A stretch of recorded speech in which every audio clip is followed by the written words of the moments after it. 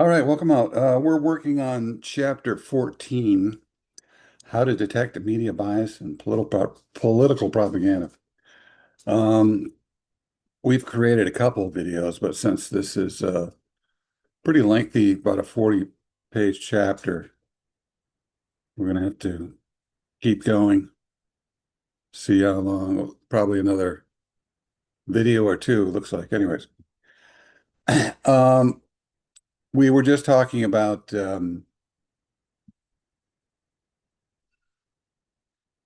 to recap, democracy in the news, media, uh, and talking about, how effective can democracy be, with a biased media or one that is not running with individuals who are, uh, independent of any party or any regime or bias, uh, things along those lines. How can you get the objective news? People say, well, the news used to be objective. But was it maybe slightly more so? But it's also very selective, right? The stories that you hear in the news are just a handful of stories that are focused on by the media. For what purpose? I don't know. Money, power, influence. You tell me. You choose. And the media has it's definitely has a certain bias to it, depending on the um, source.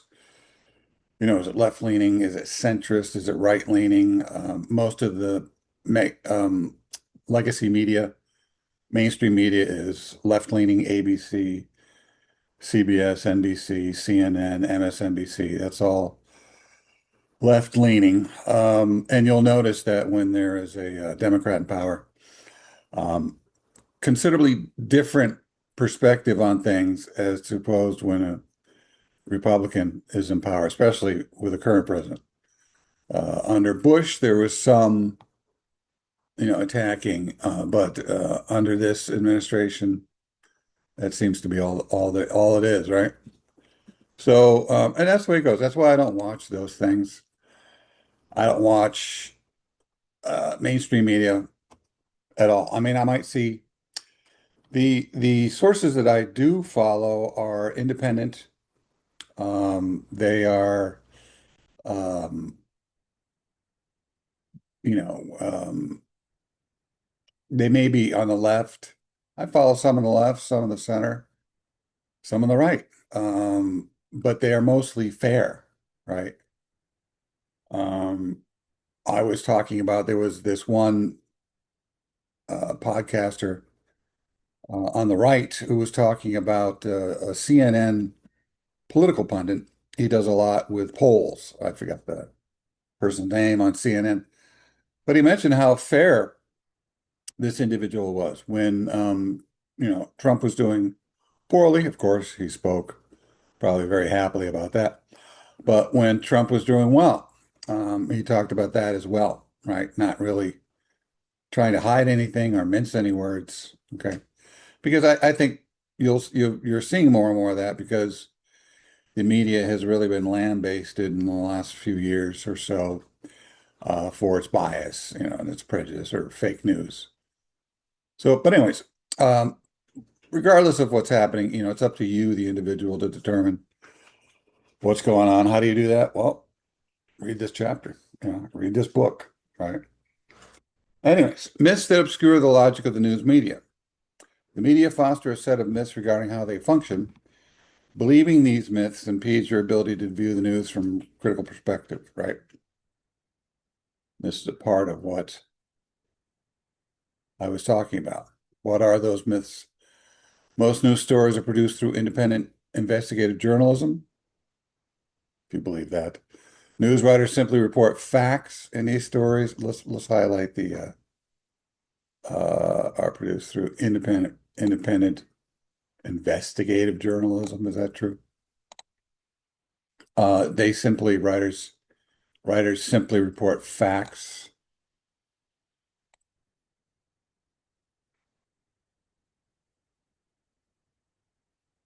and do not offer their conclusions or interpretations about them. Right. Fact and opinions are clearly separated. Is that true? No. Sometimes they overlap, or it's not even indicated by the news people, news persons, that there's, what's going on at all. There's assumptions. You have to assume that there's probably uh, one or the other, or maybe some combination therein, but you're very rarely told, or even it's not even hinted at whether this is fact or opinion. A lot of opinion has been passed off as fact. That's true, and I've seen some horrendous things on the news. I say to myself, people can't believe this, right? A lot of people believe it. I don't know what's going on. Are they really that ignorant? Are they really that? Maybe I don't know if I don't think it's that per se, but I think they have such an animosity towards the opposition, particular party or candidate or whatever their choice of their target of anger is, that they want to believe it, right? If it's bad about the thing I despise or hate or don't like, then I'm going to believe it. And the news has really pumped it up in regards to the current president. It seems to be no matter where I was looking at a World War II documentary, and the current president's name was invoked a couple times in a bad light. And he's got nothing to do with what happened in the during World War II, or the uh, fascist regimes and that occurred at that time. But people get so pumped up. I don't know what they're hearing or what they're manufacturing in their mind's eye or what's going on, but nothing is even remotely close. No president in the United States has even ever come remotely close to anything that any of the Axis powers were doing during World War II. Not even remotely close. So try to get that out of your head. Try to be an adult. As I said before, a lot of people, I think more and more people are regressing emotionally, intellectually, spiritually, even.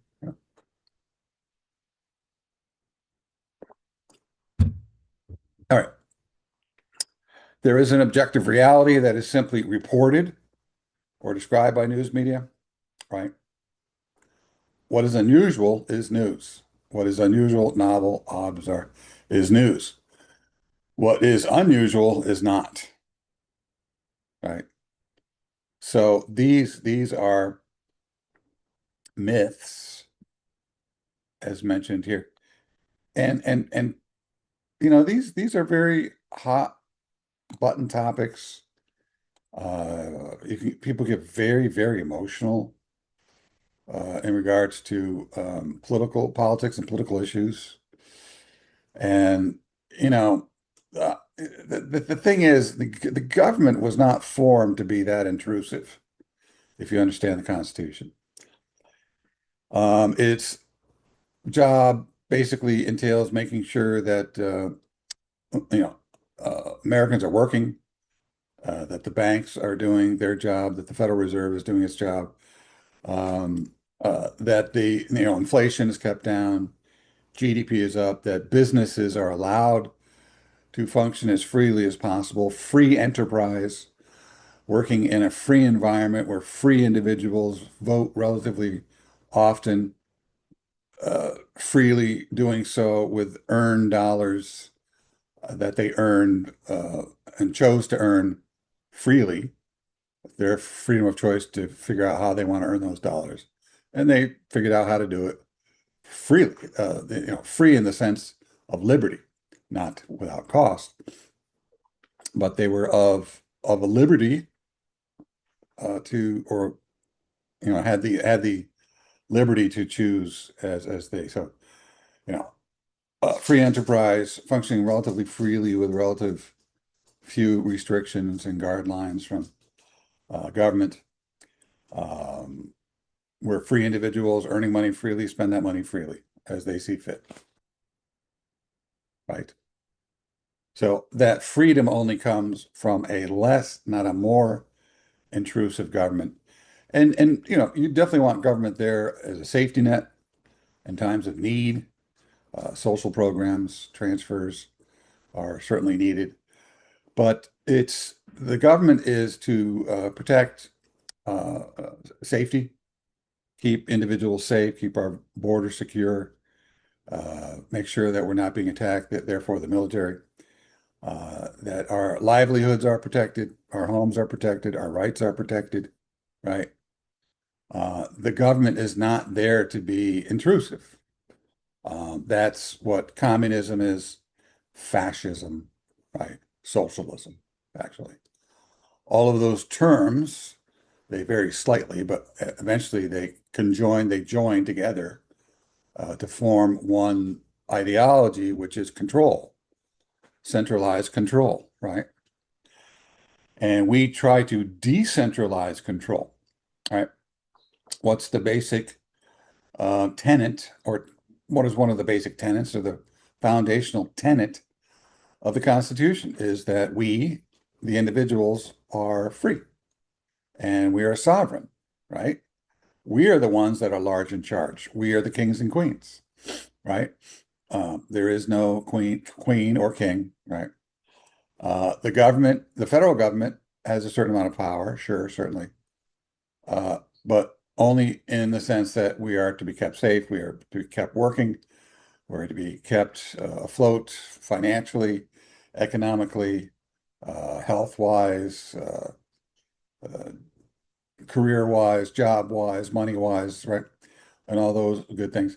But it's really up to us to determine who's in the government, who represents us. It's a representative constitutional representative government, right? And if those individuals, president, Congress, judiciary, also at the state level, legislators, governors, mayors, whomever, if those people are not um pleasing to us, then they're not to be elected or maybe to be impeached or made to leave office, right? Arrested, worst case scenario, if that's the case, right? So all of that needs to be kept in mind, right? And at the foundation of all of that is the news media. What is one of the central things about aspects or elements of the news media is that it's supposed to be informative to keep us kings and queens informed. What's going on in our country, right? Being as open and as you know unhampered by lies and misinformation as possible, right? The logic of constructing news stories is parallel to the logic of writing history. In both cases, for events covered, there is both a massive background of facts and a highly restrictive amount of space, time, and other resources to devote to these facts. The result in both cases, the same 99.999% of the facts are never mentioned at all. That's what I'm saying, right? So as far as yeah, there's restricted time, space, and resources in regards to the news media and what it can and cannot convey to the listener, right? At any given moment, worldwide or even countrywide, there are literally millions of things, events, situations occurring, right? Like for instance, the Ukraine war that's been mainly featured as the war that the media focuses on. But at any given time around the world, there's 20, 30, or 40 wars going on at any given time in the world, right? What do we know about all those other wars? Why is this particular war of greatest interest, right? And it really comes down to money, power, influence. Um, Also resources. Which countries have the most uh, products or the most products in most demand, highest demand, right? And that usually entails oil, but there's other, foods also are significant, right? Um, the basic staples of anyone's diet. If countries are producing those foods, then they're also of interest to the United States, right? So things, you really got to keep things in perspective. You got to think things through. If objectivity or fairness in the construction of news stories is thought of as equivalent to the presenting all the facts and only the facts, all the news that's fit to print, objectivity and fairness is an illusion. There you go. There you go. Bingo. No human knows more than a small percentage of the facts, and it is not possible to present all the facts, even if one could know them. It isn't even possible to present all the important facts for many criteria compete for determining what is important. We must therefore always ask, and as a good critical thinker, you're always asking the right questions, relevant questions. What has been left out of this article? How might I think differently if different facts have been highlighted here? What if this article had been written by those who hold a point of view opposite to one embedded in the story as told? Now, I remember one day in a class some years ago, a student came in talking about some individual in the news who had committed some crime, right? And I said, I don't know anything about that. I'm not interested. I go, You're not interested. It's in the news. I said, and I told her, you got to be leery of the news. Why is the news picking this particular crime? You know how many crimes are committed around the world, nevertheless, and in the United States for sure, even the United States. What do you got? A million crimes a year or so occurring. So what makes this crime so special or unique, right? And I can't remember exactly who the individual was or what the crime was, but she just kind of looked at me like, well, she kind of half got what I was saying, but a lot of people don't think. They just respond or they take what's spoon fed to them and they run with it, right? For example, people commonly consider facts to be important to the extent that they have significant implications for them personally, right? There it is. If it's related to you personally, just like, have you ever noticed that once you buy a car of a particular make and model, you go, wow, I was driving around this last week or so, and I noticed everybody owns a fill in the blank, Camry, Toyota, whatever, Lincoln, I don't know, car of choice, right? And all of a sudden, gee, I realized there's a lot of XYZ cars, or car X on the road, right? I never noticed that before. No, because you didn't own the car. It wasn't relevant to you, right? So stuff that's relevant, we really key in on. Stuff that isn't a part of our world, not that interesting. Is any given event going to affect what they want? How much is it going to cost them? How is it going to influence their income, living conditions, leisure, convenience? In contrast, how some given event is going to affect others, especially others far away and out of sight, is more easily ignored or played down. There you go.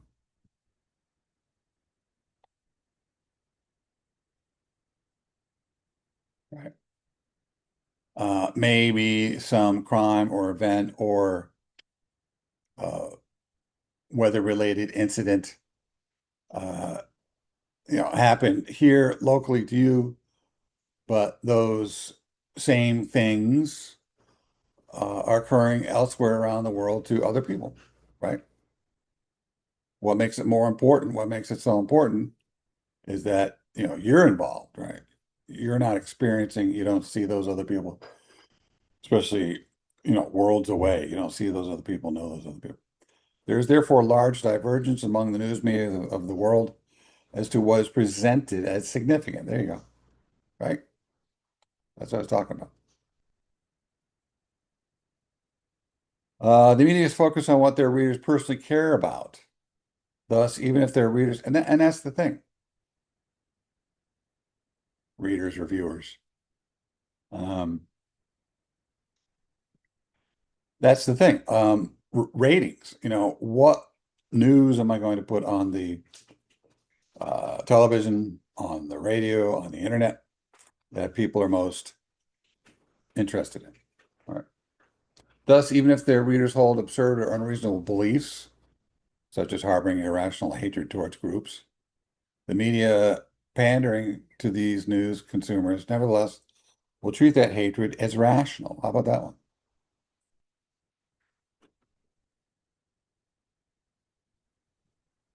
Very, I don't know, disturbing, I guess, to say the least. How blind we are to what's really going on, right?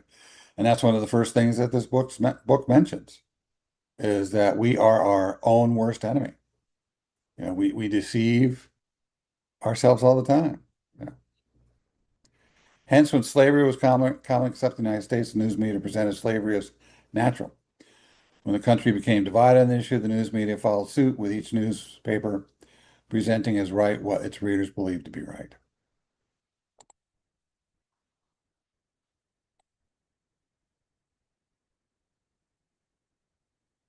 Human objectivity is an ideal no one perfectly achieves.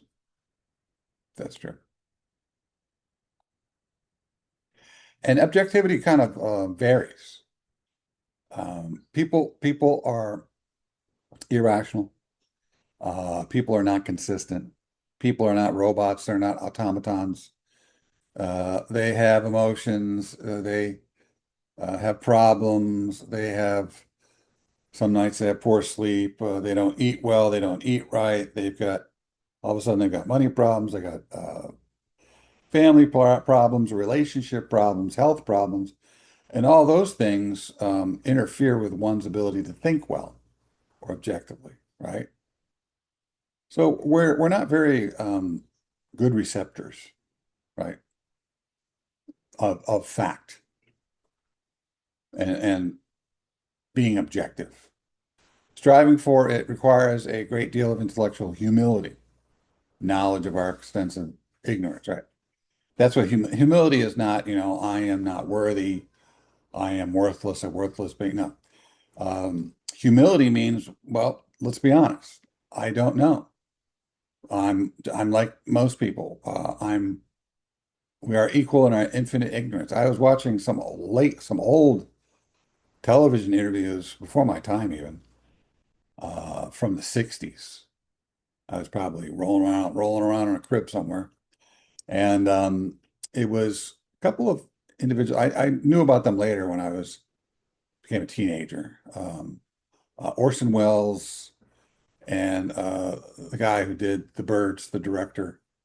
I can't think of his name. Alfred Hitchcock. And the thing that struck me mostly, it was the interviewer was kind of an intellectual.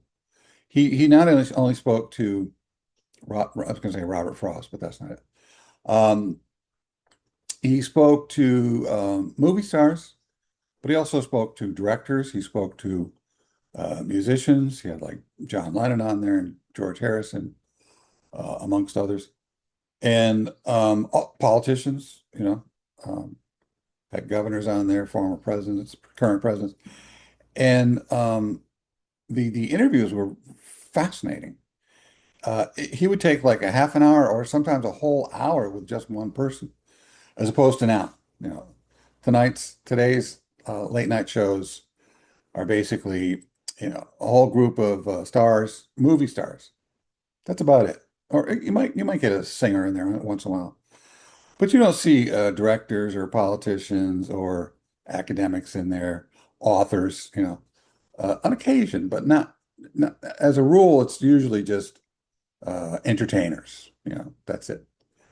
And it's always going for the laugh, and it's very short, uh, you know, interactions, and it's all very sensationalistic. They're looking for a laugh or an oh or a ooh or a ah from the audience. But back in the day, this was back, I think it was the 60s or maybe the 70s that this show was on. I can't think of his name. I can see his face, but I can't think of his name. Um, and again, before my time. But listening to Orson Welles, who was a really huge, well-known, he put what was it, War of the Worlds on the radio, and a lot of people thought it was real. Police even came to his radios where he was broadcasting, on the radio station.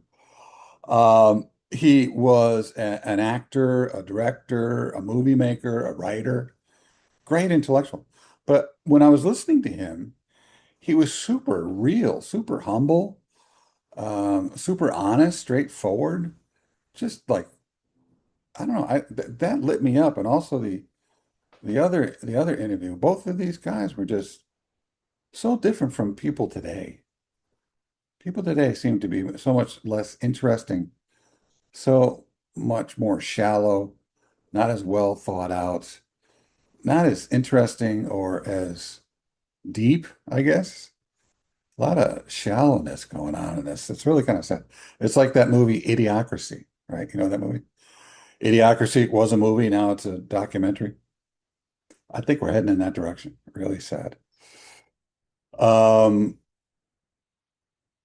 it's still not coming to me. I thought I had it for the name for a second. It'll come to me. I keep thinking Robert Frost, David Frost. Striving for it requires a great deal of intellectual humility, right? And begins by freely admitting one's own point of view, as well as the need to consider competing sources of information and opinion when making important judgments.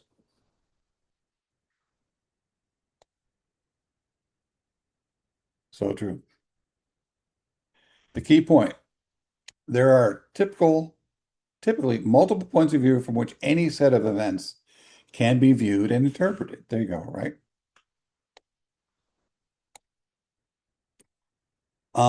Did Christopher Columbus discover America? Maybe for the Europeans. Uh, or for the West, did they discover the Western world, right? Maybe for the Europeans. But what about the Vikings that came here in the 12th century? Or how about the West Africans that came here upon American shores in the 14th century, right? And did Christopher Columbus discover America? No, he discovered the Bahamas. He discovered the Arawaks, a people, indigenous tribe that was here way before anybody from Europe came over. So was it known? It wasn't known just because these people are not Europeans.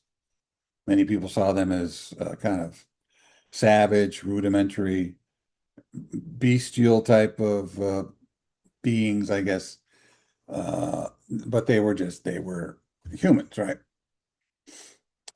So we really, and I've seen, there was an essay with the discovering of the world, the Western world, basically, by the Europeans, looked at from many different perspectives, from the conquering or conquered people, from those who watched those people be conquered, or from this perspective of others in the East who was watching all of this going on and their point of view, right? Anyways, openness to a range of insights from multiple points of view and willingness to question one's own point of view are crucial to objectivity. I couldn't have said it better myself. This can be suggested in a diagram that illustrates how multiple viewpoints often stand in relation to the same set of events. There we go. Right. There it is. 6 points of view focused on the same set of events. Only some of the facts are highlighted in any point of view. All points of view ignore or play down some facts. There you go. No single point of view provides total understanding. Understanding multiple viewpoints increases insight. There you go, right? So there's a little bit of overlapping in the middle, right? And then some minor overlapping and then lesser overlapping, right, as you move forward, right? So that's a good visual right there about what's really going on, right? So when you read history books, is that the definitive thing, or is that, or those events, or the way those events are described in the book? Is that the definitive, objective, only way of looking at those events? Is that really what happened? I know with our history books in the United States, and I've had my students read several books, a couple of readers, one called Whitewashing History. And some of those readers are a little more anti-America, and then I had them read some readers that are more centrist or pro-America, right? And even the books that try to get at the truth, I have a bias. So it's bias, unbiased, and on bias. It's crazy, right? So to be honest, that's what I'm saying. It really takes a lot of discipline, heart, focus. It takes a lot of commitment. You got to be really ethical. You got to be strong. You got to be moral, and you got to want to be honest and right, right, right, right. This can be suggested in a diagram. Oh, I said that right. Objectivity is achieved to the extent that one has studied a wide range of perspectives relevant to an issue, obtained insights from all of them, seen weaknesses and partiality in each, and integrated what one has learned into a more comprehensive, many-sided whole. Each should serve to correct exaggerations or distortions in others, and to add facts not highlighted on in others. In conceptualizing both history and the news, we gain objectivity to the extent that we can put our stories and narratives into a rich historical context and comment on them from multiple points of view. All right. For example, to understand the war between Britain and the colonies, North America, uh, one must look at the events from at least 3 points of view: that of the British government, the colonial leaders, and the indigenous people, right? If you're look at the American Revolution. You've got the perspective of the British, and maybe there's two there. Maybe there's the leader, right? There's King George III, and then maybe there's the people. Maybe the people have a different point of view from what was going on in America from that of King George III. They probably did because a lot of their friends and families were over in the United States, right? Living in the United States. Then in the United States, you had people who certainly opposed the crown. Yes, let's go to war. Let's start it. There were those who weren't so willing. I said, you know what? But that's my country. That's I'd be fighting if we were going to go to war. I'd be fighting friends and family. My fellow country people, right? And then there was a third group. I just don't know. You know, I'm pro-war. I'm kind of against war, or I'm in the middle. I don't know what to do, right? So I don't want to say always, but almost always, if not always, very, very frequently, most of the time, there's multiple points of view, right? For example, oh, we already did that already, right? Oh, let me read this. Questions. Identify the point of view from which a given news story or historical account is constructed. This is to achieve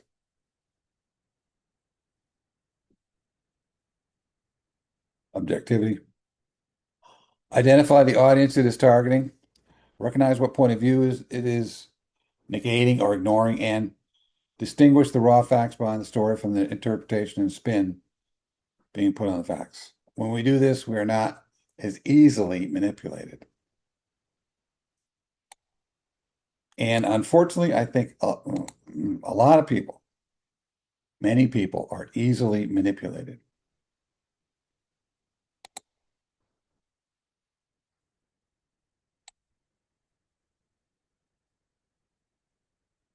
Very long chapter, still 20,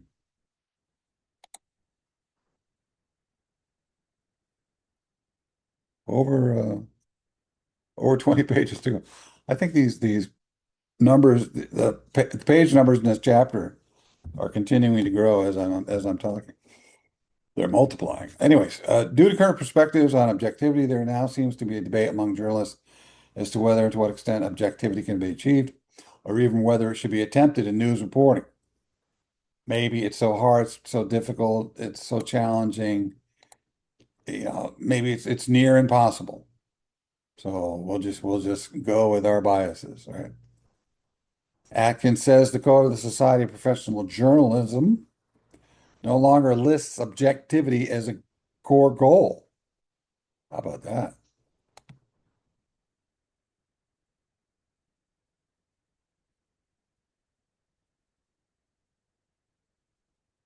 How about that?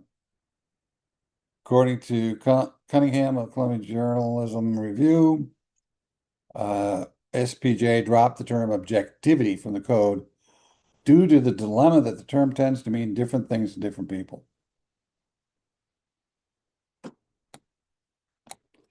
Well, why don't we all get on the same page with our definitions?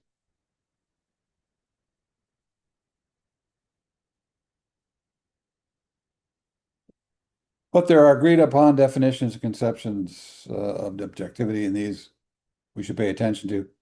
If we take our definition from the Oxford English Dictionary, we can find the term objectivity to refer to the ability to consider or represent facts, information without being influenced by personal feelings or opinions, impartiality, detachment.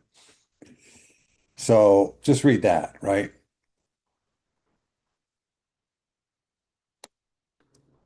Sounds, it sounds much easier. That makes it sound pretty easy, but it's much easier to say than to do, right?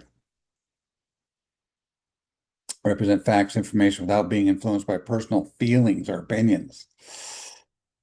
But you know what? We're full of our feelings and we're full of our opinions. People are very attached to their opinions and they're very moved by their feelings. Uh, those are the cold hard facts. So you've really, as a good critical thinker, you have to train yourself to understand that, right? Not to do away with your feelings or opinions, but to try to control them. Again, I was watching a debate. This is from the 60s. It was kind of like international college group of kids asking questions of Bobby Kennedy, Democrat, and Ronald Reagan. It wasn't for office, but it was just kind of a meeting of the minds, if you will, right? And there were kids there, American, US kids, European kids, kids from Africa and other countries, Asia and other countries in Europe. And they were asking questions. And um, there was nobody was talking over each other. There was very little, there was no, I don't think there was any. There was no screaming or shouting down or trying to belittle or talk over the other person. One person spoke, very calmly, rationally. Then the other probably, I must say that I disagree with what Mr. Reagan has to say there. Or Reagan would say to the questioner, I'm going to have to disagree with your question, the way that you frame that, right? And the kids weren't yelling, the politicians weren't yelling. It was so refreshing, you know. That's what democracy is supposed to be. That's what critical thinking is at its purest in its purest state. Anyway, if we take objectivity to mean never taking a stand on an issue, we stretch the use too far, since it is possible to take a stand on an issue and yet address it without prejudice or bias. There you go. Or extreme emotion or hate.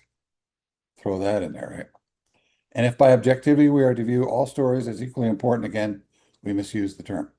So, it's sad that we've gotten to such a point now that we just have no patience. We have no maturity. We have no desire to stop and listen and consider, maybe concede some points. That's just not, I don't want to say we, but that's just not done anymore, especially in the political environment, especially in the media. The media is the worst of all. It's constant screaming and shouting down and taking personal attacks at people, belittling them for their opinions, right? And people have different points of view. They see things differently, they experience things differently, they have different preferences, interests. but and all those things that make up humans, right? So it seems like we're just ignoring or forgetting or doing away with the fact that we're dealing with individuals. You are just part of that group. That group is evil. You are evil, right? That's kind of that thing. And generalizing like that about millions of people is always wrong. Absolutely, definitively wrong because there's too many individuals in that group. Right? There's too much difference in that group to group all people together. When somebody says, well, all Christians are this, all young people are that, all old people are that, all Democrats are this, all Republicans are that. Not true. You're grouping, never mind millions. Even if you do that, look at your own family, right? I've got three sisters, two parents, no longer with us, but um, I'm sometimes as night and day from my sister or sisters, right?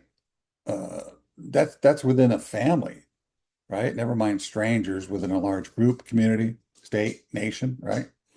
So there's always going to be difference. You have to accept that, right? And if you're screaming and belittling people for a different opinion, then you don't understand what this country is about or what the Constitution is about. People are free. First Amendment, right? Freedom of speech. You're definitely free to say what you want to say. And it should be listened to and respected unless you're threatening people emotionally, intellectually, physically, right? As we pointed out, journalists are naturally biased according to not only their worldviews, perspectives, but also those of the news outlets that employ that. Bingo, right there, right? Um, and as I said, there was he's a black guy with a bald head on CNN, and I've listened to him before, and he seems to be relatively rational and reasonable, not, you know, too too committed or emotional about his politics, which is leans left, Democrat, right? And then one time he was talking to this, some might say, extreme right, and I can't think of the guy's name. He was the guy that said, the water is making the frogs gay. I forgot his name. But this journalist that was working for him was taught Van something or other. There you go. First name is Van. Can't remember. Uh, and he was being interviewed by this, I guess you could say, far right journalist, and they were both listening to each other, kind of agreeing on a lot of stuff. But where they differed, they didn't yell at each other and try to belittle each other. They just are gonna have to agree to disagree. And it was kind of like the eye of the storm or the hurricane. All around them is this hurricane of confusion and anger and spite and attacks, one group against the other. But there they were, kind of quiet, silent, reserved off on a side there, side on a sidebar, having a good conversation. I enjoyed it. I said, that's how you do it, right? It's not about, because there's not a single American who really desires ill will or bad things on anybody in the country. There are some, but that's the exception, not the rule, right? Anyways, objectivity on part of the news consumer, the news outlet, or reporter may appear in at least three ways. Two are genuine, one is fake or counterfeit, right? So, objectivity.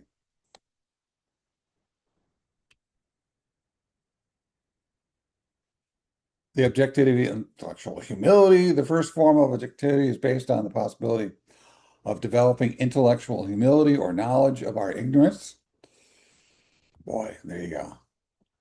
And I don't know who said it, but the statement is that we are all equal in our infinite ignorance.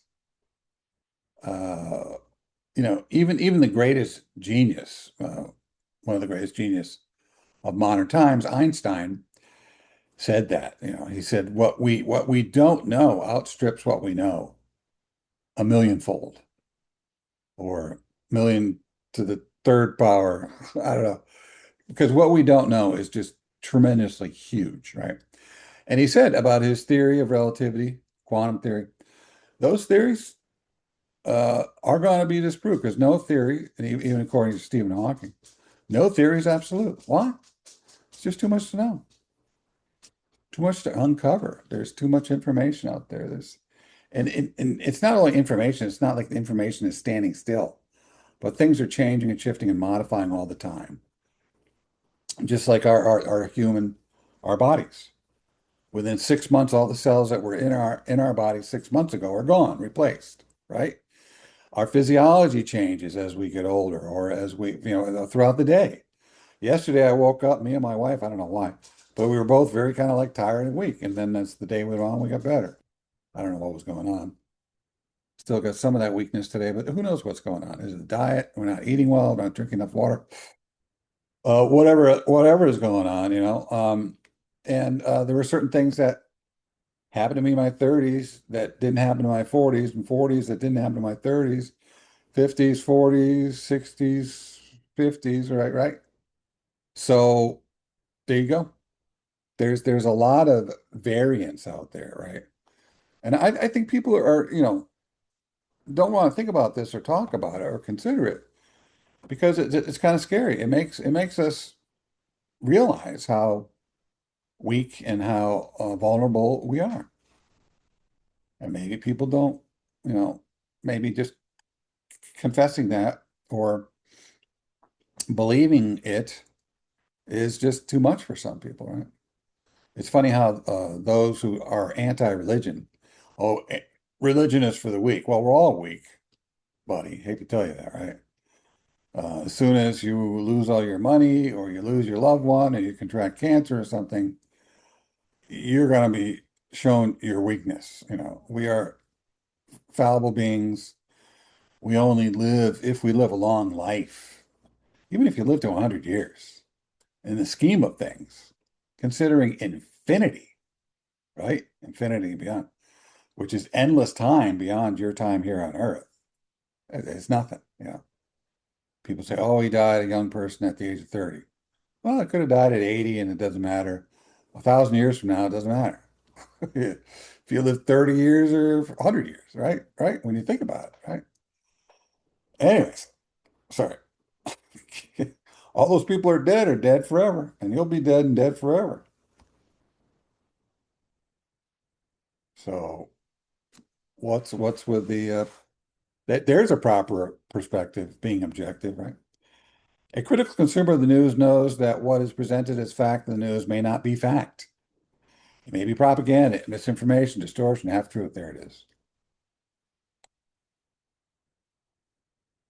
It may be. I would say it most likely is, right? Because I pretty much know what's going on. I know what's going on at the border. I know what's going on in the Middle East. I've studied that considerably. And that what is happening now is a culmination of basically 47 years. I saw a picture last night. I watch a lot of historical documentaries and things. And there was a picture of 100,000 women in Tehran with dressed like Westerners. Long hair, hair exposed, wearing dresses and dressed normal, like, we dressed in America. And they were opposing the hijab, you know. They didn't want to be covered head to toe. But since the revolution, women have had to wear that in the Middle East, right? In Iran, at least, right? So things change. Knowing this, critical consumers of the news bracket what they hear, read, and see in the news, recognizing that they themselves don't know the facts. They suspend belief. They take in information in a tentative fashion. That's right. Let's key in on the key terms here. That they don't know. Suspend belief.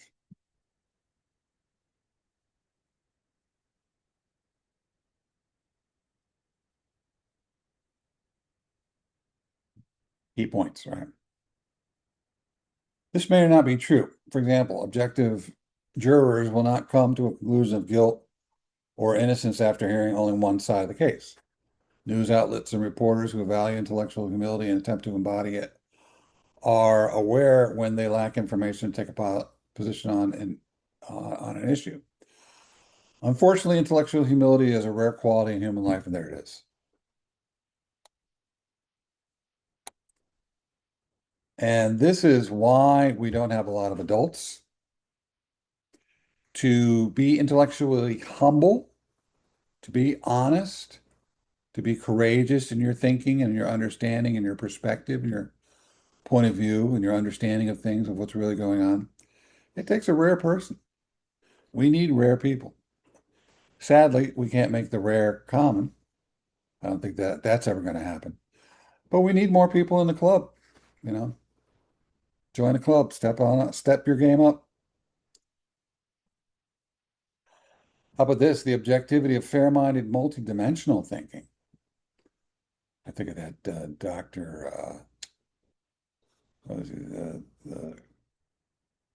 the doctor who is he meditates and he's um, has that documentary series. Dr. No, I can't think of his name, but he talks about intergalactic and interdimensional travel, like time travel. Um, the second form of objectivity goes beyond the first. It is based on intellectual humility and also on having done substantial intellectual work and reasoning with multiple conflicting points of view and addressing questions, problems, and issues of significance. That's a mouthful, but that's huge, right? It's based on intellectual, let's take that, slow it down a bit, based on intellectual humility and also on having done substantial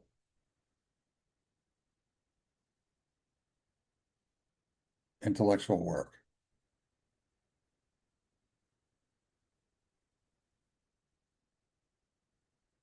In reasoning within multiple conflicting points of view and addressing questions, problems, right? In reasoning within multiple conflicting points of view. So that's a lot to ask people. Most people are not that adventurous. They're not that caring. They're not that strong. They don't have the energy. They don't have the discipline, the motivation, the wherewithal, to do that. But if we were all better critical thinkers, things would run much more smoothly. Things would be, we would be much more successful in our lives, in our personal lives, our private lives, in our community, state, nation, world, right? It entails positive insight into the complications and many sidedness. That's a nice word, coined phrase, of the most important world issues and large-scale conflicts. Those who have achieved this state can insightfully role play multiple perspectives on a multitude of issues. They can identify and weigh relative strengths and weaknesses within these perspectives. They're comfortable playing the role of the dissenter, though they don't dissent for the sake of argument or to be disagreeable. They reject party lines, sociocentric mindsets, and intellectual conformity. Oh, that's good. So if you're of a particular party, and most people seem to like to join, people are generally group joiners. They like to join groups, be a part of the group. So to break off from that and to be independent and to put yourself above it, I'm talking in the physical sense, not in the intellectual, emotional, financial sense, not put yourself above it, but separate yourself from all that, float up here like as empty a vessel as you can be, like a newborn, right? That type of perspective on things. Tough to do. Tough to do. Takes a lot of work, time, discipline. And you got to want to do it. You got to understand why you want to do it, right? Like the girl that asked her boyfriend, "Why do you love me?" He said, "Because I choose to." That was great. And this was on some in some movie or on some TV show, and I said, "Whoa, somebody's writer, some writer is stepping up his game or game." Right? They're intellectually independent, intellectually uh, perseverant, and person of intellectual integrity. Well, how about that? This book, man, so much good stuff in here. But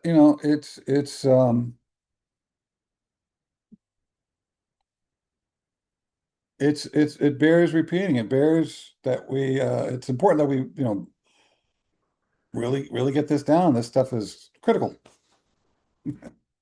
right? It's not called critical thinking for nothing, right? News consumers who embody this characteristic open-mindedly consider all important aspects of a news story, seek to understand the complexities within those aspects before coming to firm conclusions about the story. They do not think in sound bites and are properly annoyed by the almost constant oversimplification found in the news. Yes. Oh, yes, yes, yes, yes.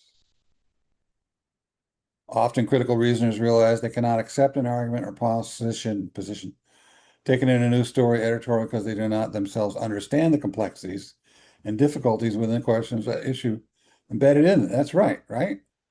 Now, I did a little bit of looking into the immigration issue some years ago, and I was born here. I didn't immigrate.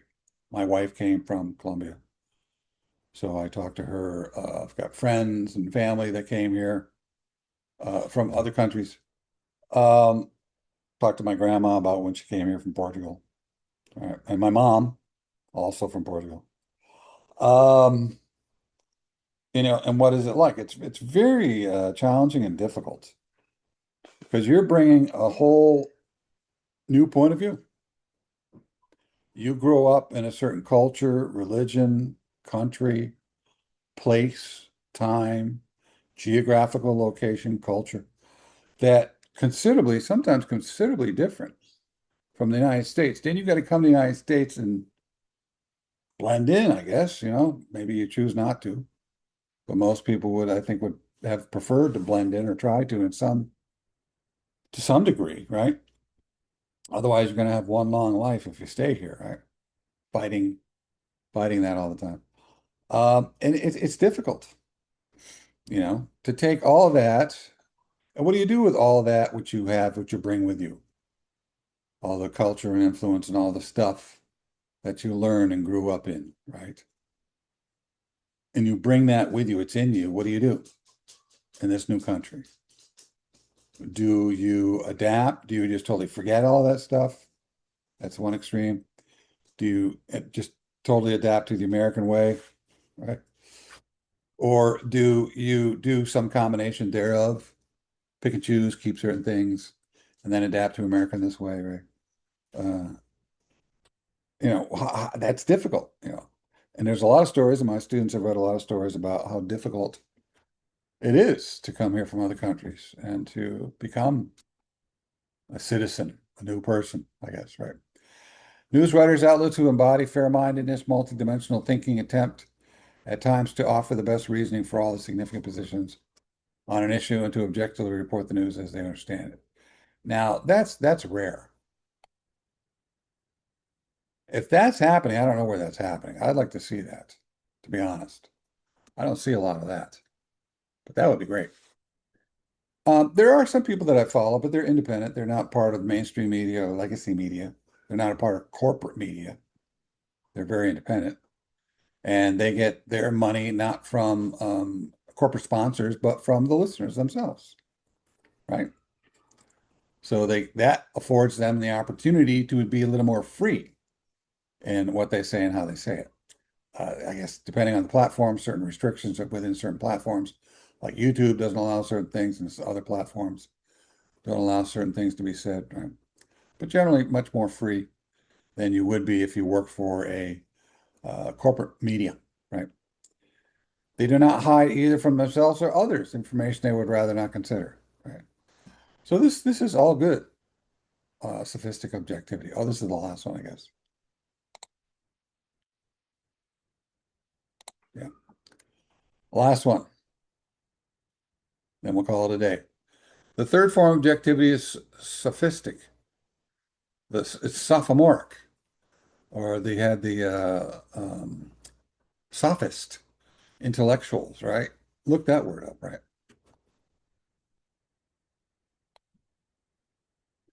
Someone who is sophomoric is rather childish, like a sophomore. I don't know why they don't call it freshmoric. A freshman's first year, right?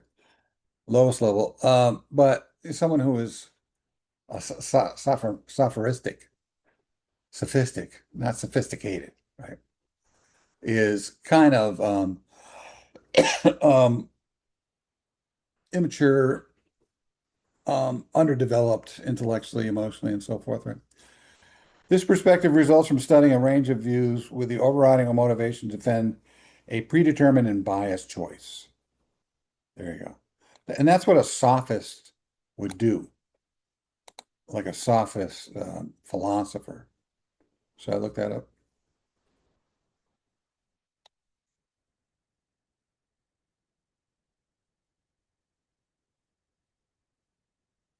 Let's go.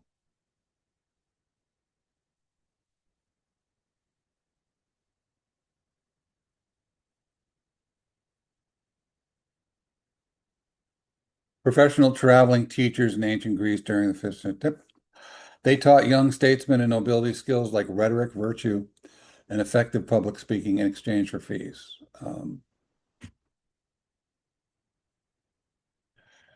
Truth is subjective and shaped by human perception. Uh, Relativism.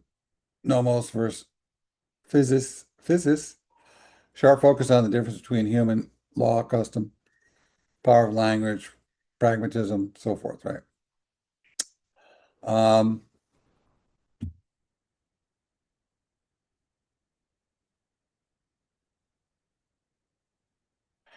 and sometimes they were also known for, it's not mentioned here, I'm surprised.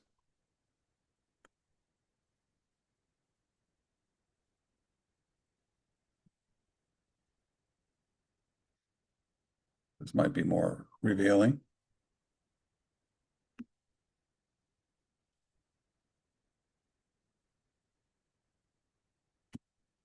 Um, Let me try something else.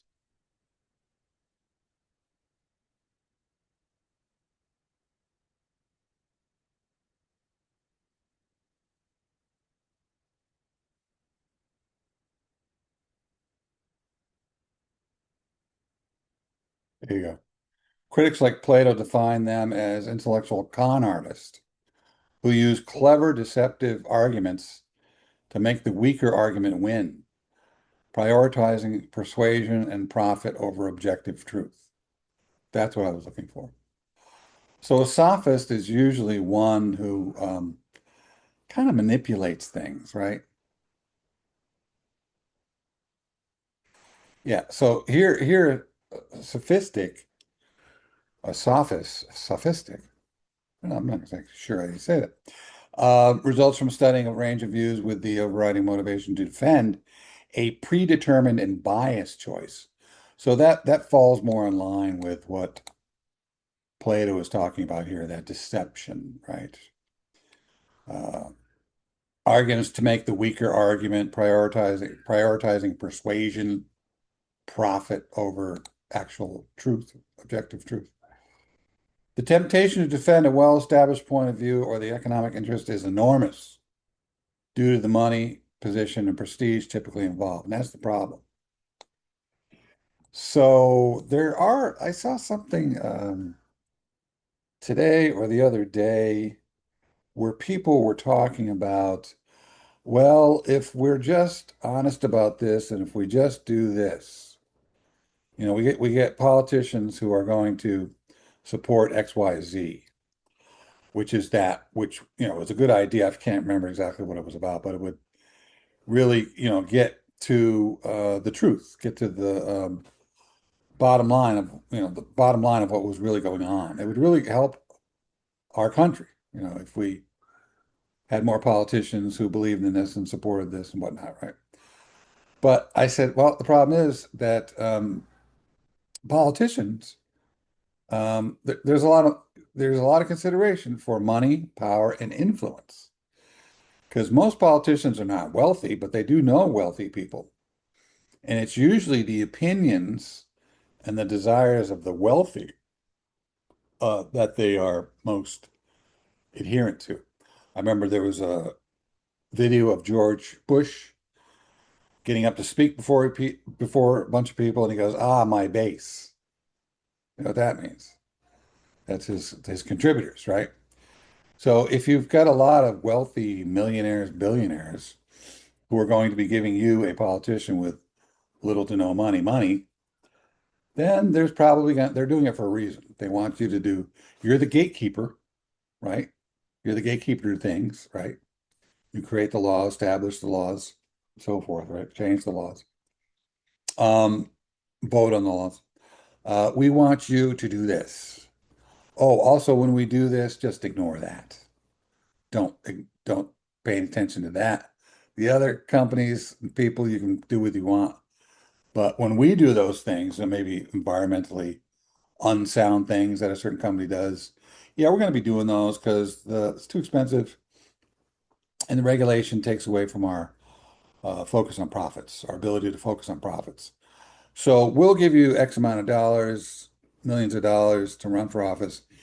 If once you get in, you just ignore these things, and we'll kind of like have a nice, wonderful, mutually enhancing, symbiotic relationship, right? So sadly, that's how politics works, right? Money and power. They present positions consistent with the picture of the world shared by their leaders, readers, or viewers. Reporters and commenters are typically viewed by their audience as objective, only to the extent that what they present reflects the views of the audience. Okay. And just like that, we still get 20 pages to go. So looks like this is going to be one of the longest chapters I've done, right? Anyway, so that's it for now. We'll talk to you soon. Take care.